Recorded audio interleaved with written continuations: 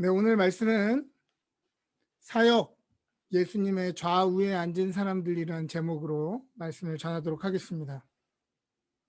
오늘 우리 교회의 핵심 가치 중에 하나인 사역에 대해서 이야기를 해보려고 합니다. 제가 아는 어떤 목사님들은 교회에서 하는 이러한 일들을 사역이라고 부르는 게 맞냐? 사역이라고 부르는 걸 되게 싫어합니다. 교회의 섬김과 봉사는 미니스트리라고 불러야 된다고 하는 게 맞는 거죠. 우리가 군대에서 야외 작업을 나갈 때 사역이라는 단어를 씁니다.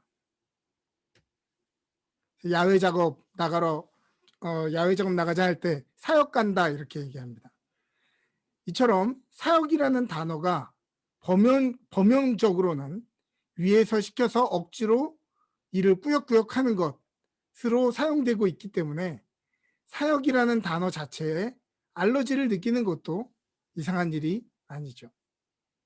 교회에서도 이렇게 사역을 바라보면 목사님이 시키니까, 리더들이 시키니까 하기 싫어도 하는 일처럼 보이기 때문에 사역은 회피하고 싶은, 또 누군가는 해야 하지만 나는 아니고 싶은 일이 되고도 합니다.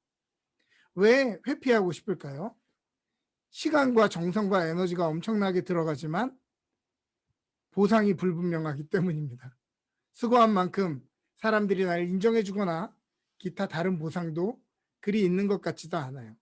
우리가 일반 사회 속에서 직장에서 일을 하고 아르바이트를 하면 들어도 참죠. 왜냐하면 확실한 보상이 있으니까. 근데 교회에서 이렇게 엄청나게 수고를 해도 보상이 딱히 없는 것 같습니다. 왜 우리는 사역을 또 회피하고 싶습니까? 제일 많이 이야기하는 내용이, 이 내용은, 이 일들은 내 전문 분야도 아니고 내가 한 번도 안 해봤던 일인데 나보다 더 잘하는 사람이 있지 않겠냐라고 하는 생각 때문입니다. 언뜻 들으면 겸손의 말처럼 들리는데요. 자세히 들어보면 나 자신을 깎아내리고 책임을 회피하는 말은 겸손이 아니라 교만에 가까운 것입니다. 제법 규모가 있는 교회들은 전문 분야의 사람들이 각 분야에 배치되어 있는 것 같지만 규모가 작은 교회에서는 그럴 수 없기 때문에 약간 맡은 사람이 또 맡고 주먹구구식으로 보이는 것도 사실입니다. 그러나 교회가 크던 작던 자세히 살펴보면, 들어가서 살펴보면 열심히 하는 사람들만 다수의 일을 도맡아 한다. 이거는 어디를 가나 똑같습니다. 인원이 조금 많냐 적으냐의 문제지 거기서도 책임을 지고 어떤 일들을 감당하는 사람들은 소수에 불과하다고 하는 것이죠. 왜 그럴까요? 누구든 이것도 저것도 이렇게 했으면 좋겠다라고 의견을 내고 이러한 변화도 있겠다라고 말하면서 변화를 원하는 사람 누굽니까? 하면 다 손을 들죠. 변화를 원합니다 라고 손을 들지만 그 변화를 위해 앞장서기를 원하는 사람 누굽니까? 그러면 아무도 대답하지 않는 것이 현실이다 라고 하는 것이죠. 우리는 낯선 일, 또 내가 잘하는 전문 분야도 아닌 일, 이런 교회의 일들을 왜 책임지고 맡아야 할까요? 또 그것을 감당하는 것의 유익은 무엇일까요? 우리의 일상에서도 이름도 없이 빛도 없이 전문가도 아니면서 전문가처럼 다수의 일을 도맡아 하는 사람이 있습니다. 바로 엄마죠. 엄마. 엄마의 자리는 누구나 앉을 수 있지만 아무나 앉을 수 있는 자리는 아닌 것 같습니다.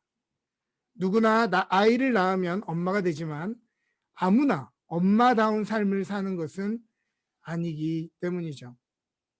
엄마는 그렇게 노동하는데 야간 근무는 일상이고 퇴근 시간도 불분명합니다. 월급이 없고요. 돌아오는 대우는 더욱 형편없습니다. 존경과 사랑을 받아야 마땅한데 모두가 엄마의 헌신은 당연한 줄 알죠. 누가 그런 직책을 원하겠습니까? 하지만 엄마는 자기가 택한 것이 아니죠. 이것은 아이가 태어나면서 되어진 운명이고 자신의 정체성입니다.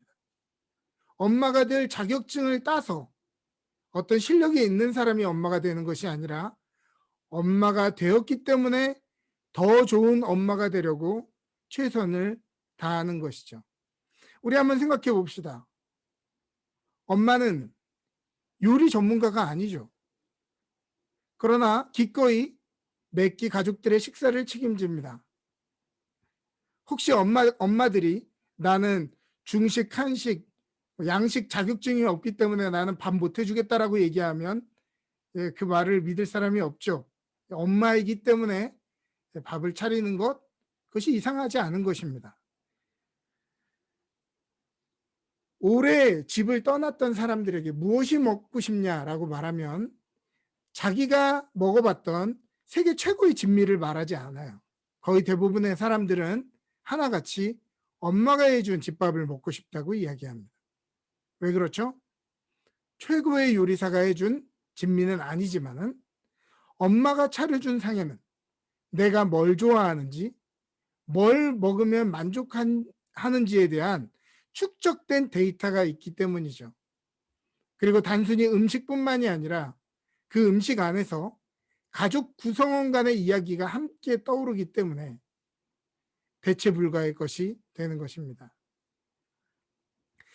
아무리 좋은 식당에도 우리는 손님의 모습으로 가게 되지만 엄마의 상 앞에서는 우리는 오롯이 주인공이 되는 것이죠.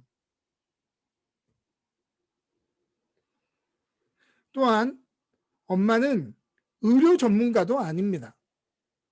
그러나 자녀가 아플 때 엄마는 누구보다 전문가가 되어집니다.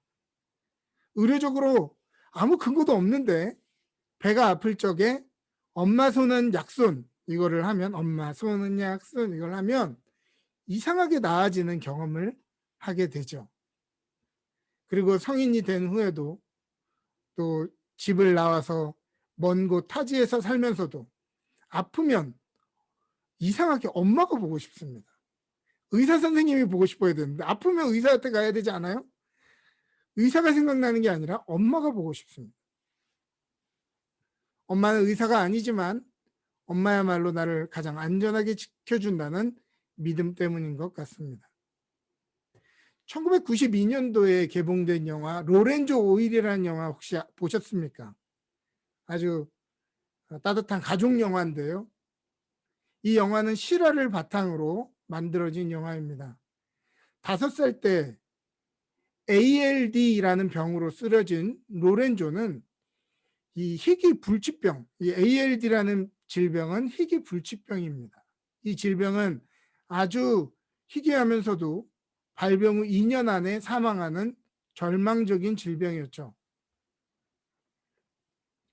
ALD의 세계적인 권위자라는 교수도 질병에 관해 평생을 연구했던 의사들도 방법이 없다라고 포기했지만 그의 엄마와 아빠는 포기하지 않고 스스로 도서관에 가서 유전학, 생화학, 미생물학 등의 어려운 서적들을 읽으면서 아이를 위한 방법들을 찾기 시작합니다. 의사들도 포기하고 전문 교수들도 다 포기했는데 엄마는 포기하지 않아요. 그러면서 각종 논문들을 찾아가면서 결국 한 논문에서 힌트를 발견하게 됩니다. 그래서 당시에 흔한 식용기름인 올리브유와 평지시 오일 이 두 가지를 합친 에쿠르산과 올레산의 혼합물을 만들었고요. 이것을 로렌조 오일이라고 부르게 됩니다. 이 기름으로 인해서 로렌조는 이후에 22년을 더 살게 되고 또 이 로렌조 오일이 같은 질병에 있는 많은 아이들을 또 회복하고 또 낫게 하는 이런 계기가 되었다라고 하는 것이죠. 이들은 전문가가 아니었습니다. 교수도 아니었고 의사도 아니었습니다. 그러나 과학자들과 부모의 관심은 달랐습니다. 과학자들이 살릴 수 있는 방법을 연구했다면 부모는 내 자식을 반드시 살려낼 수 있는 방법을 찾았기 때문에 이러한 놀라운 것을 찾을 수 있었던 것이죠. 또한 엄마가 전문 가사 도우미도 아닙니다. 하지만 집 곳곳을 쓸고 닦으며 사람 사는 곳처럼 집안 구석구석을 살려냅니다. 그래서 엄마가 하는 일을 살림이라고 부르죠. 엄마들도 꽃다운 청춘이 있었을 텐데 결혼 이후에 자기 이름을 불러주는 사람은 없고 누구네 엄마로 더 많은 인생을 산 사람들. 정말 고되고 힘든데 월급도 휴가도 없는 이 일. 지긋지긋하고 때려치고 싶어야 되는데 이상하게도 어머니들은 다시 태어나도 우리 엄마가 되고 싶다고 이야기합니다. 이게 이해되지 않는 내용이죠. 다시 태어나도. 내가 다시 이 시간을 되돌리더라도 나는 너의 엄마가 될 거야 라고 하는 이 마음을 우리가 어떻게 이해할 수 있겠습니까? 수고로운 엄마의 삶에 대한 보상은 아이러니하게도 엄마로 살아가는 자기 존재 안에서 발견되게 됩니다. 엄마가 벗어버리고 싶은 부담이 아니라 엄마이기 때문에 오늘을 버티고 내일을 소망하며 살아가게끔 된다고 하는 것이죠. 우리가 부름을 받은 한 공동체 안에서 한 사역에 동참한다는 것. 그 모든 과정이 우리가 참 그리스도인이 되어져 가는 과정입니다. 왜냐하면 그리스도께서 그러한 삶을 사셨고 그를 따르는 제자들이 그러한 삶을 살았기 때문입니다. 그러므로 이 그리스도의 사역, 교회의 사역 안에 동참하는 것은 우리의 삶을 더욱 깊고 진한 삶으로 인도하는 축복의 길이라는 것을 여러분 기억하시기를 바랍니다. 오늘 본문 앞부분을 보면 영생을 갈망하는 한 사람이 예수님께 나옵니다. 그는 모든 율법을 지키려고 애쓰는 사람이었고 영생을 사모하는 거룩한 사람이었죠. 그러나 모든 것을 팔아 가난한 자들에게 주라고 말씀하시자 재물이 많았던 이 사람은 근심하며 그 자리를 떠났습니다. 아니, 이런 훌륭한 사람도 구원에 이를 수 없다니? 제자들이 수근수근대기 시작했습니다. 베드로가 앞장서서 얘기합니다. 주님, 우리는 모든 걸 다 버리고 주님을 따랐는데요. 그러자 예수님은 마가복음 10장 29절부터 30절에서 이와 같이 말씀하십니다. 예수께서 이르시되 내가 진실로 너희에게 이르노니 나와 복음을 위하여 집이나 형제나 자매나 어머니나 아버지나 자식이나 전토를 벌인 자는 현세에 있어 집과 형제의 자매와 어머니와 자식과 전토를 100배나 받되 박해를 겸하여 받고 내세의 영생을 받지 못할 자가 없느니라 라고 말씀하십니다. 그때 세베대의 아들 야고보와 요한이 더 욕심이 났던 모양입니다. 그래서 예수님이 이제 왕좌에 오르시면 자기들을 좌편과 우편에 앉게 해달라고 말하죠. 여러분, 왕의 좌편과 우편에 누가 앉습니까? 제일 높은 사람들이 앉죠. 영의정과 좌의정 아닙니까? 그때 예수님은 말씀하십니다. 예수께서 이르시되 너희는 너희가 구하는 것을 알지 못하는도다. 내가 마시는 잔을 너희가 마실 수 있으며 내가 받는 세례를 너희가 받을 수 있느냐. 그들이 말하되 할 수 있나이다. 예수께서 이르시되 너희는 내가 마시는 잔을 마시며 내가 받는 세례를 받으려니와 내 좌우편에 앉는 것은 내가 줄 것이 아니라 누구를 위하여 준비되었든지 그들이 얻을 것이니라. 너희는 너희가 지금 구하고 있는 게 무엇인지 알지 못한다라고 말씀하십니다. 예수님의 좌우편에 앉는 것, 그것은 높이 군림하고 사람들을 다스리는 자리가 아니라 그 자리는 예수님이 마시는 잔을 마시고 예수님이 받으시는 세례를 받는 자리라고 얘기하죠. 예수님이 마시시는 잔이 뭡니까? 바로 우리를 위해 마시는 고난의 잔이죠. 고난이 극심하여 그 입에서 쓴물이 올라올 때 그 쓴 것으로 가득한 잔. 또 예수님이 받으신 세례는 어떠한 세례입니까? 욕세례였죠. 사람들의 비난과 사람들의 손가락질, 그리고 가시왕관에서 찔려 흘러내리는 또 고통의 세례였습니다. 그러므로 예수님의 좌우편은 언제든지 열려 있습니다. 누구든지 예수님이 가셨던 그러한 길을 가고자 하는 사람들에게 말이죠. 나머지 10 제자가 듣자 하니 자기들만 특별히 높여달라는 이 2명의 요청이 너무도 괘씸해 보였습니다. 그래서 화를 내며 이들을 꾸짖었죠. 그러자 예수님이 말씀하십니다.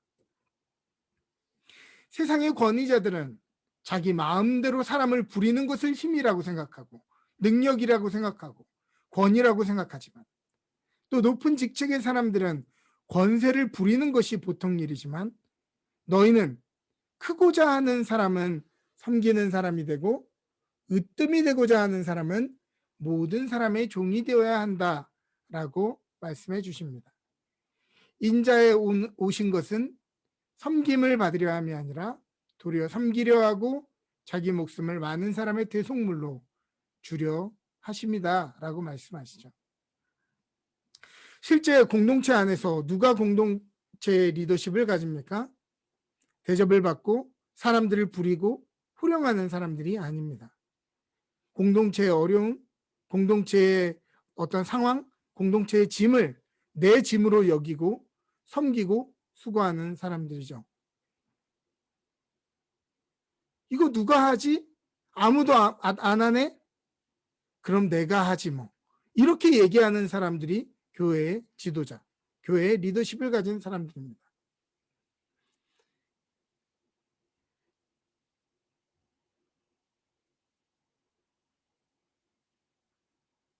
이러한 사람은 무엇으로 보상을 받습니까? 이상한 말처럼 들릴지 모르겠지만 이 사람은 예수님의 제자가 되는 보상을 받습니다. 아니, 이런 수고를 하지 않아도 예수님의 제자가 될 수 있지 않나요? 그렇죠. 그러나 이러한 수고를 통해 우리는 스승이신 예수님의 마음을 더욱 이해하는 제자가 되어집니다. 부모가 되니 부모의 마음이 더욱 이해되고, 얼마나 큰 사랑을 받았는지 뒤늦게 깨닫는 것처럼 우리는 섬길 때 우리가 어떤 섬김을 받았는지 비로소 깨닫게 됩니다. 저는 목사가 된 후에야 제 인생에 얼마나 훌륭한 목사님들, 또 영적인 지도자들이 제 삶에 있었는지를 다시 한번 깨닫게 됩니다. 다음 세대에 대해 고민하는 자리에 앉아 있다 보니 제가 자라났던 모교회의 주일학교에서 제가 얼마나 큰 혜택과 사랑을 받았는지를 더 깨닫게 됩니다. 선생님들의 노고, 교인들의 다음 세대를 향한 응원과 아낌없는 지원이 있었기에 가능한 것이었죠. 사랑받았고 그 사랑을 뒤늦게야 그 자리에 와서 깨닫고 있는 것입니다. 그러므로 이 섬김이 나에게 수고롭고 어려운 것이냐? 아니요, 그렇지가 않습니다. 이 수고를 통해 우리는 우리가 받았던 이전에 보지 못했던 그 큰 사랑을 경험하고 보게 되기 때문에 우리에게는 더 큰 보답이고 은혜고 그것이 보상이다라고 이야기할 수 있습니다. 우리는 섬김으로 내가 얼마나 섬김 받았는지 알게 되고, 사랑함으로 얼마나 사랑받은 존재였는지를 깨닫게 됩니다. 또 수고하고 애씀으로 내 인생 또한 누군가의 수고와 애씀이 얼마나 많이 있었는지, 그리고 그 혜택으로 내가 살아왔는가를 우리는 깨닫게 됩니다. 그러므로 사역한다는 것, 이것은 곤욕스럽고 희생하는 일이 아닙니다. 우리가 받은 것을 연결하고 전달하는 매개체가 되는 것이고요. 또한 우리 또한 이전에 깨닫지 못했던 그 큰 사랑을 깨닫게 되는 시간이 되는 것입니다. 예수님은 잡히시기 전날 밤 허리에 수건을 두르시고 제자들의 발을 씻어 주십니다. 그 일들은 평민들끼리도 서로 하지 않는 일이었죠. 오직 종들이 주인에게만 하는 일이었습니다. 방금 전까지 자리 욕심을 냈던 제자들은 더 이상 예수님의 좌편과 우편에 앉겠다라고 말하지 않았습니다. 그 자리는 내가 마음대로 휘두르고 권위를 발휘하는 자리가 아니고 종의 자리였기 때문이죠. 빌립보서 2장 5절부터 8절은 우리에게 말합니다. 너희 안에 이 마음을 품으라. 곧 그리스도 예수의 마음이니 그는 근본 하나님의 본체시나 하나님과 동등됨을 취할 것으로 여기지 아니하시고 오히려 자기를 비어 종의 형체를 가지사 사람들과 같이 되었고 사람의 모양으로 나타나사 자기를 낮추시고 죽기까지 복종하셨으니 곧 십자가에 죽으심이라. 저는 런던 은혜교회 모든 성도님들 모두가 자리 욕심 내셨으면 좋겠습니다. 높아지고 휘두르는 권력의 좌우 자리가 아니라 섬기고 짊어지는 예수님의 좌우를 사모하는 것 말이죠. 섬긴다는 것, 그것은 참으로 복된 일입니다. 그것이야말로 예수님을 가장 닮은 일이요, 또 예수님을 가장 닮아가는 일이기 때문입니다. 그러므로 섬김은 선택이 아니라는 것을 잊지 마시기를 바랍니다. 섬김은 우리의 정체성입니다. 엄마가 자기가 선택하는 것이 아니라 엄마는 그 정체성인 것처럼 그리스도인에게 섬김은 선택이 아니라 그리스도인으로서의 정체성이 바로 섬김인 것입니다. 우리는 전문가는 아니지만 책임지고 일하는 사람들이고 공동체를 사랑함으로 기꺼이 전문가가 되도록 노력하는 사람들입니다. 사랑하는 여러분, 우리 모두 교회의 살림, 또 더 나아가 우리를 부르신 이 지역을 살리는 사람들이 되어주시기를 주님의 이름으로 축복합니다. 아멘.